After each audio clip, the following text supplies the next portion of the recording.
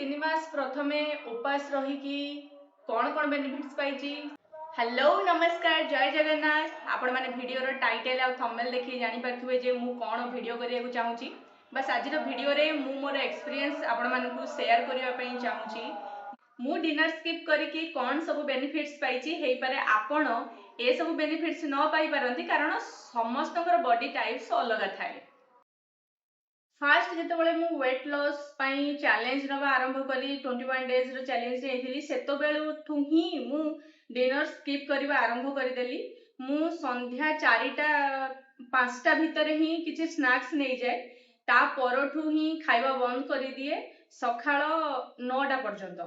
तो से भितर राति रे मते बहुत प्रथम प्रथम भोक होउथिला तथापि मु कंट्रोल करिकी रहिथिली। सखाळ भी बहुत भोक होउथिला माने ब्रेकफास्ट पूर्व मते जोरे भोक लागुथिला। मु संध्या 4टा 5टा परठु सखाळ पर्यंत पाखापाखी 14 घंटार फास्टिंग करे। आउ ए 14 घंटार फास्टिंग मते लागुनी मो वेट लॉस रे बहुत बड़ गोटे इफेक्ट देछि बोली। मोर योगा आउ एक्सरसाइज आउ मोर डाइट ए सब मिसी की मते गोटे भलो बेनिफिट्स देछि। हां ये किछि मात्रा रे देइ थाइ पारे किंतु एटा बहुत बड़ गोटे बेनिफिट्स देछि बोली मते लागुनी।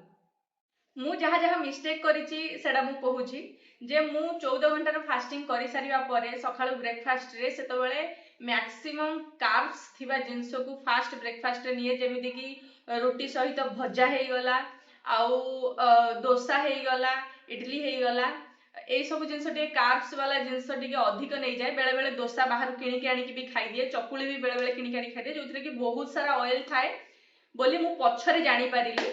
आउ एडा को सुधारिबा को भी मु परे चेष्टा करिछि। यार बेनिफिट्स मु पाइछि एया जे जेतेबेले मु सेतेबेले खाउ नथिली संध्या परे मु पाखापाखि 8टा 8:30 भितर सोई पड़े आउ मते बहुत ही भलो निद हुए डीपली पूरा सुए आउ मोर बॉडी पूरा रिलैक्स रहे। सखाळु जेतेबेले उठे मु योगा करिया पई एक्सरसाइज करिया पई मु पूरा एनर्जेटिक फील करे एनर्जी पूरा फुल थाए मो बॉडी रे मते एमती लागे।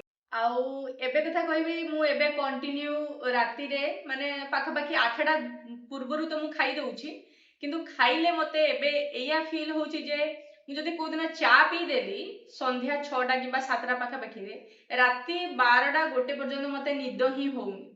आउ किछि बाहरु खाई देले जेमिति कि पेटिस हैला पेस्ट्री हैला केक हैला चाट गुपचुप किछि भी हे जाय फास्ट फूड एबे जदि मु खाई दउछि ताले मते सखाळु बहुत ही वीक फील होउछि। मते भी लागुछि मो बॉडी पूरा थकी जाईछि ना एक्सरसाइज करिया पई इच्छा होउछि ना योगा करिया पई इच्छा होउछि भारी बाध्यर सहकारे मु ए सब जिंस को करूछि।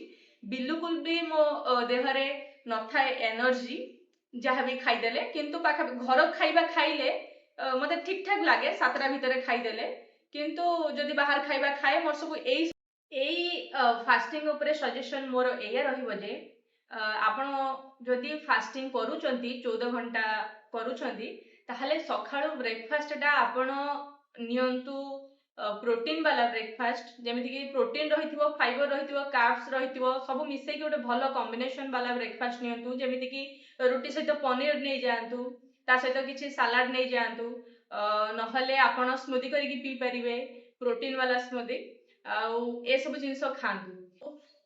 डिनर स्किप करिवार बेनिफिट्स बहुत सारा अछि। जदि आपनकर किछि हेल्थ प्रॉब्लम अछि ताहले आपण डॉक्टर रो परामर्श नै कि करि परिबे। जदि आपनकर कोनोसी प्रकार हेल्थ इश्यू नाही ताहले आपण ए फास्टिंग टा को ट्राई करंतु 14 रु 16 घंटा पर्यंत आपण करि परिबे।